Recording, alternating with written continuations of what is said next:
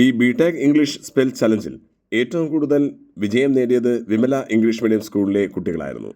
ഈ സ്കൂളിലെ കുട്ടികൾ തന്നെയാണ് ഏറ്റവും ബെസ്റ്റ് ചാമ്പ്യനായതും ബെസ്റ്റ് റണ്ണറപ്പായതും സെക്കൻഡ് റണ്ണറപ്പായതും.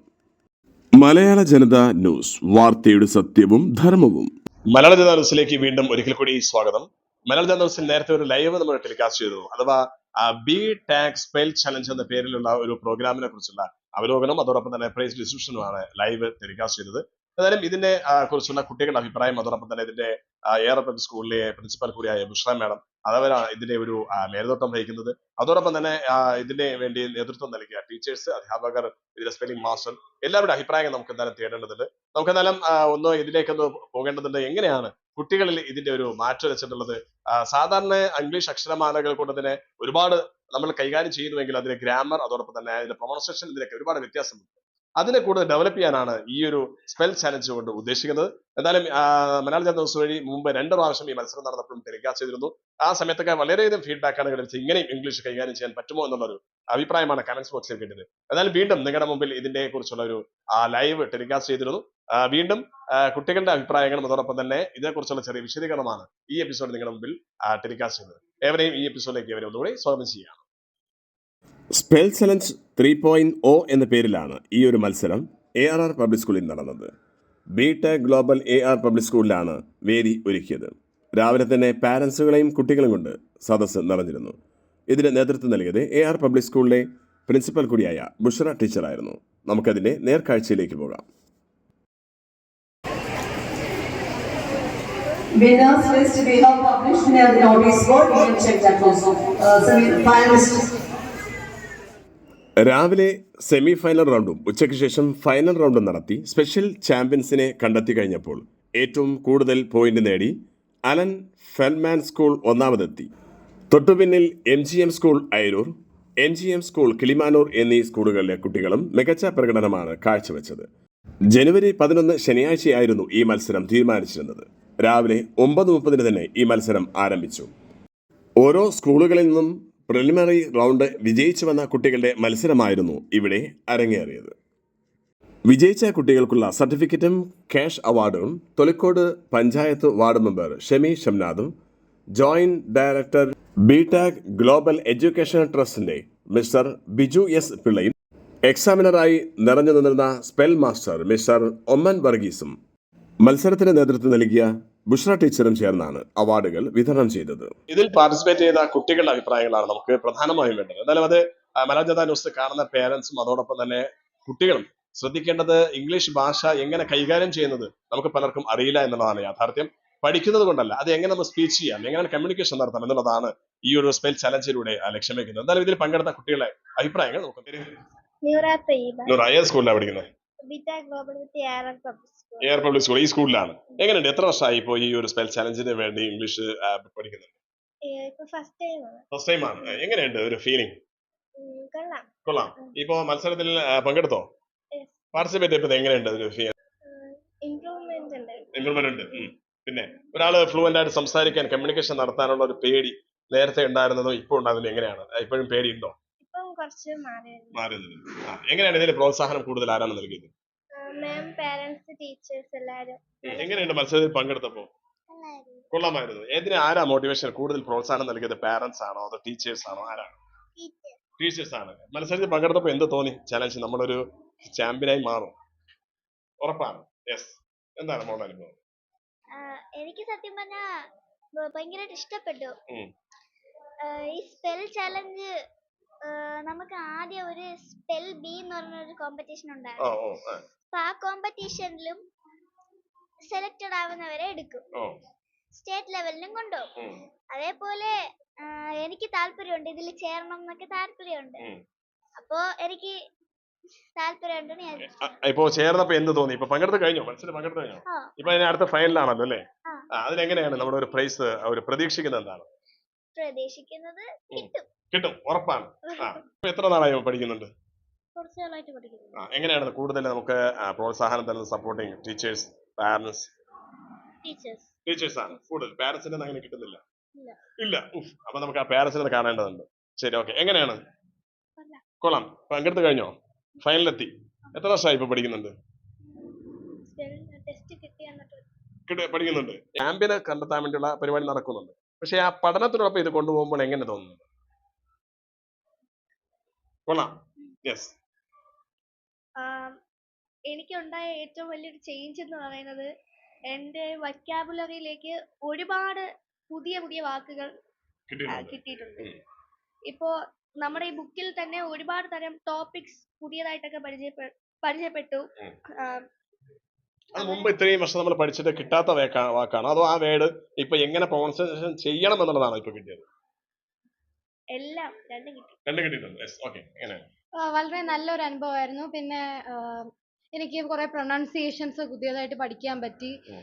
ഒരുപാട് വേർഡ്സ് പഠിച്ചു. കുറേ സ്പെല്ലിംഗ് എനിക്ക് എപ്പോഴും മിസ്സ്പെൽ ചെയ്യുന്ന എത്രയോ വേർഡ്സ് ഞാൻ കറക്റ്റ് ആയിട്ട് സ്പെൽ ചെയ്യുന്നു. ചെയ്യാൻ പറ്റും. എങ്ങനെയാണ് ഗ്രാമർ? നമ്മൾ എപ്പോഴും ഭയപ്പെടുന്ന അതാണല്ലോ. കാരണം ഒരാളുടെ കമ്മ്യൂണിക്കേഷൻ നടത്തുമ്പോൾ തെറ്റോ അമ്മോ ആകെ ഒരു ഭയപ്പാടാണ്. ഇത് പഠിച്ചതിന് ശേഷം എങ്ങനെയാണ് അതിന്റെ ഒരു മാറും എന്നൊരു ചലഞ്ചാണ് ഇപ്പോൾ ചാമ്പ്യനൊക്കെ നമുക്ക് നൽകുന്നത്. അതെങ്ങനെയാണ് ഇത് പഠിച്ചതിന് ശേഷം?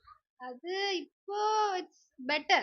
ഉം. കാരണം നമ്മളിപ്പോ ചില സമയത്ത് ഇപ്പൊ നമ്മൾ ഡെയിലി യൂസ് ചെയ്യുന്ന വേർഡ്സ് ആയിരിക്കും. ഉം. പക്ഷെ ഇപ്പം വി സീ ദാറ്റ് നമ്മളത് ടെക്സ്റ്റ് ബുക്കിൽ അത് കാണുമ്പോൾ അതിന്റെ പ്രൊനൗൺസിയേഷൻ നമ്മൾ ഉപയോഗിക്കുന്ന ആ പ്രൊനൗൺസിയേഷൻ വേറെ ആയിരിക്കും. പക്ഷെ ടെക്സ്റ്റ് ബുക്കിൽ അത് വേറെ ആയിരിക്കും. അപ്പം നമുക്ക് എല്ലാം കൂടെ അത് മേക്കപ്പ് ചെയ്ത് കൊണ്ടുപോകാൻ പറ്റും. ഉം. ആ, അത് സാധാരണ നമുക്കുള്ള ഒരു സിലബസിൽ സാധാരണ ആ വരുന്ന പ്രൊണൗൺസിയേഷൻ ആയിരിക്കും നമ്മൾ പോവാ. പക്ഷെ അതായിരിക്കില്ല ഇപ്പൊ നമ്മൾ പഠിച്ചപ്പോൾ ഉണ്ടാകുന്നത്. കാരണം ഇങ്ങനെയാണോ ഇത് പ്രൊണൗൺസിയേഷൻ നമ്മൾ പ്രയാസപ്പെടുന്നത്. പക്ഷെ അത് സത്യത്തിൽ നമ്മളുടെ സിലബസിൽ വരുന്ന നമ്മൾ പഠിക്കാനുള്ളതിന് ഇങ്ങനെ ബന്ധപ്പെട്ട് വരുമ്പോൾ അതെങ്ങനെ പ്രശ്നം സൃഷ്ടിക്കുന്നുണ്ടോ? അങ്ങനെ ചോദിച്ചാലില്ല. ഇല്ല. ഉം. എന്തായാലും ഇതുകൊണ്ട് കൂടുതൽ നമുക്ക് പ്രയോജനം ഉണ്ടായിട്ടുണ്ട്. ഉണ്ടായിട്ടുണ്ട്. Yes. എങ്ങനെയാണ് മോളെ?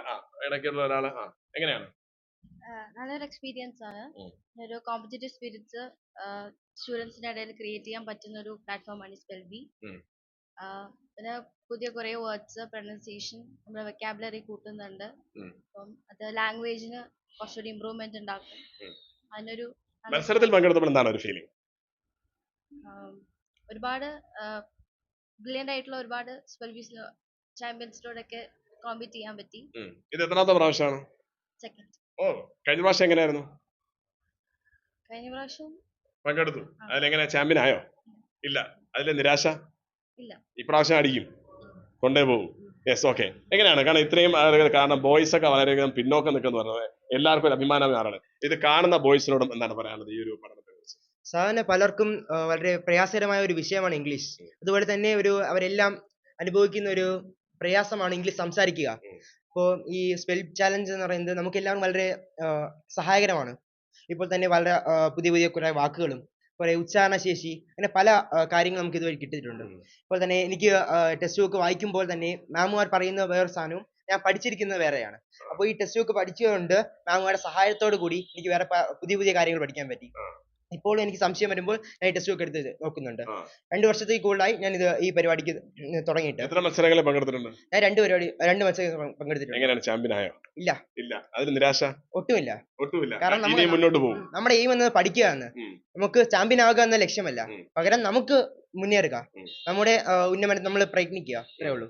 എങ്ങനെയാണ് ഇതിനെ കൂടുതൽ, കാരണം മറ്റേ സിലബസുകൾ പഠിച്ച് തീർക്കേണ്ട സമയം ഇതിനു വേണ്ടി അല്പം നമ്മൾ സ്പെൻഡ് ചെയ്യുന്നുണ്ട്. പക്ഷെ ഇതാണെങ്കിൽ നമുക്ക് എക്സാമിലേക്ക് വലിയ പ്രശ്നം വരുന്നുമില്ല. പക്ഷെ അങ്ങനെ ആകുമ്പോൾ ഇതൊരു വേസ്റ്റ് ആയിട്ട് അല്ലെങ്കിൽ ടൈം വേസ്റ്റ് ആകുന്നതായിട്ട് തോന്നുന്നുണ്ടോ? ഇല്ല, കാരണം ഇത് എന്റെ ഭാവിക്ക് വേണ്ടിയാണ്. അത് ഓരോ കുട്ടി അങ്ങനെ ചിന്തിക്കുമ്പോഴത്തേക്കും അവരുടെ ഭാവിക്ക് വേണ്ടി ഇത് ഉപയോഗമാണ്. അപ്പോൾ നമുക്കിപ്പോൾ എക്സാമിന് ഇത് അത്യാവശ്യമാണ്. എക്സാമിൽ ഇംഗ്ലീഷ് ആണ് നമ്മുടെ എക്സാമുകൾക്കെല്ലാം അത്യാവശ്യം ഒരു വിഷയം. അപ്പോൾ ഈ ഘടകം നമുക്ക് എന്നും മുന്നോട്ട് വേണം.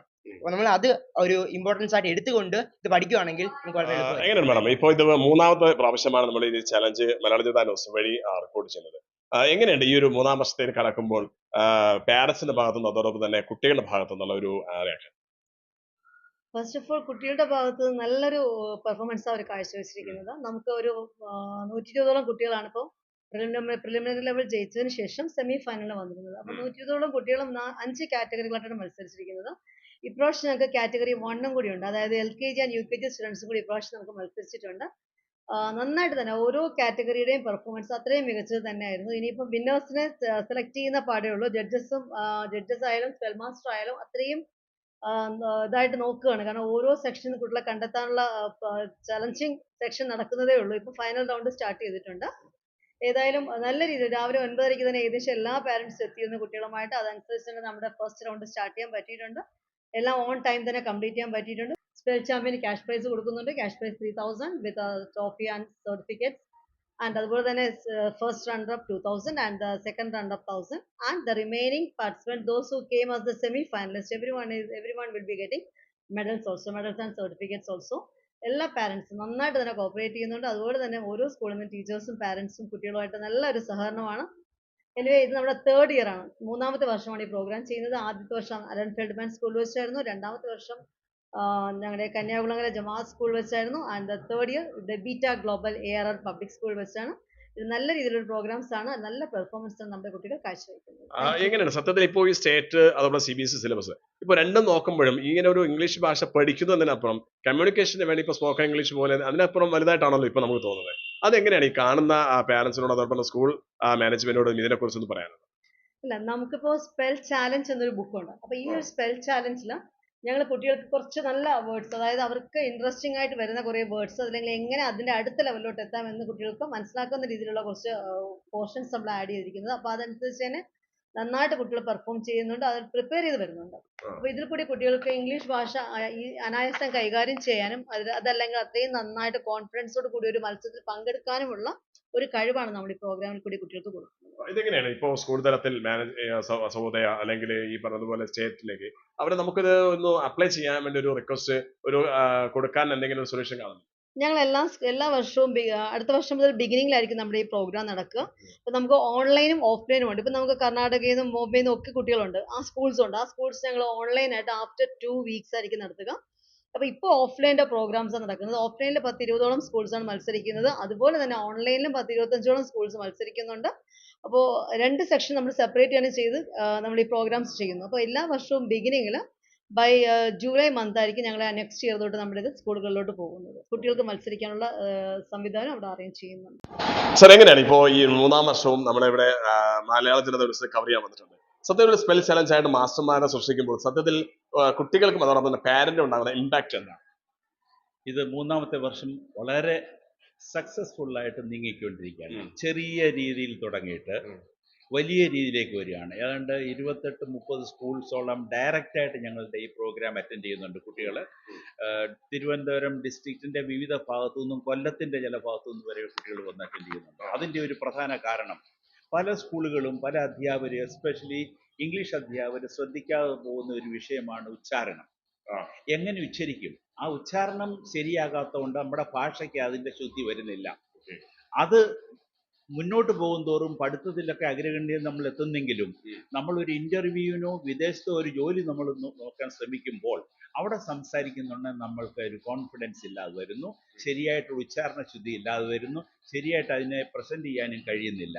ഇതാണ് മെയിൻ കാരണം. ഈ ഒരു പ്രോബ്ലം മനസ്സിൽ കണ്ടുകൊണ്ട് ബുഷ്ര ടീച്ചറിൻ്റെ ഞാൻ പറയുന്ന ആ ഒരു ടീച്ചർ എടുത്ത ആ ഒരു തീരുമാനം വളരെ വൈറ്റൽ, വളരെ ഇമ്പോർട്ടൻ്റ് ആണ്. ആ ഒരു രീതി കുഞ്ഞുങ്ങളുടെ ഉച്ചാരണവും അവർക്ക് അതിനകത്തുള്ള ഒരു കോൺഫിഡൻസും ഡെവലപ്പ് ചെയ്യാനായിട്ട് വളരെയധികം സഹായിക്കുന്നുണ്ട്.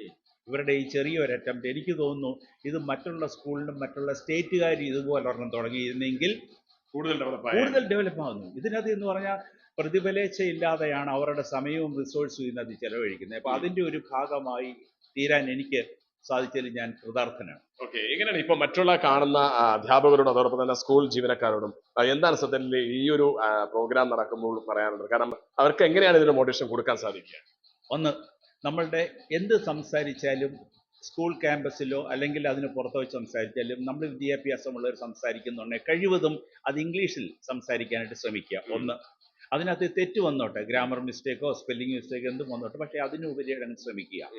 അത് ശ്രമിക്കുകയാണെങ്കിൽ അവർക്കൊരു കോൺഫിഡൻസ് വരുന്നു. അത് ഭാവിയിലേക്ക് തീർച്ചയായിട്ടും നമ്മളുടെ അത് വീട്ടിൽ നിന്ന് തുടങ്ങണമെന്നാണ് ഞാൻ പറഞ്ഞത്. ഇപ്പോൾ എല്ലാ വീട്ടിലെ പേരൻസും വിദ്യാഭ്യാസം ഉള്ളവരായിരിക്കണമെന്നില്ല, പക്ഷെ ഉള്ളവരോ അതിൻ്റെ അടുത്തുള്ള, ഞാൻ പറയുന്നത് അയൽക്കാരുണ്ടെങ്കിൽ, നമ്മളെ സ്നേഹിക്കുന്ന അധ്യാപകരുണ്ടെങ്കിൽ, നമ്മളെ സ്നേഹിക്കുന്ന കൂട്ടുകാരുണ്ടെങ്കിൽ അവരുടെ അടുത്ത് ഒരു 10 മിനിറ്റ് 20 മിനിറ്റ് നമ്മൾ ശ്രദ്ധിക്കുക. ഇതാണ്. അങ്ങനെ പരിശ്രമിക്കുകയാണെങ്കിൽ നമ്മളുടെ ഈ ലാംഗ്വേജിന് ഒരു വലിയ മുന്നേറ്റം ഉണ്ടാകും. ഇതൊരു കീറാമുട്ടിയായിട്ട് വരത്തില്ല. അത് നമ്മളുടെ നാച്ചുറലായിട്ട് നമ്മൾ സ്വാഭാവികമായിട്ട് ഏത് ഭാഷ സംസാരിക്കുന്നോ അത്രയും അനായാസകരമായിട്ട് സംസാരിക്കാൻ സാധിക്കും. പിന്നെ ഒരു മെയിൻ പ്രശ്നം എന്താണെന്ന് ചോദിച്ചു കഴിഞ്ഞാൽ നമ്മളുടെ കരിക്കുലം, നമ്മളുടെ പാഠ്യപദ്ധതിയിൽ ഗ്രാമറിന് കൂടുതൽ ഇമ്പോർട്ടൻസ് കൊടുക്കുകയാണ്. ഈ ഗ്രാമറിൻ്റെ ഇമ്പോർട്ടൻസ് കുറച്ചിട്ട് സ്കില്ലിന്, റീഡിങ്, റൈറ്റിംഗ്, ലിസണിങ്, സ്പീക്കിംഗ്, ഈ 4 സ്കില്ല് നൈപുണ്യത്തിന് ഇമ്പോർട്ടൻസ് കൊടുക്കുകയാണെങ്കിൽ നമ്മുടെ കുഞ്ഞുങ്ങൾ ഒരു കുട്ടികളെക്കാട്ടിലും പുറകിലല്ല. അവർ നല്ലപോലെ സംസാരിക്കാനും ഉപയോഗിക്കാനും ഭാഷ.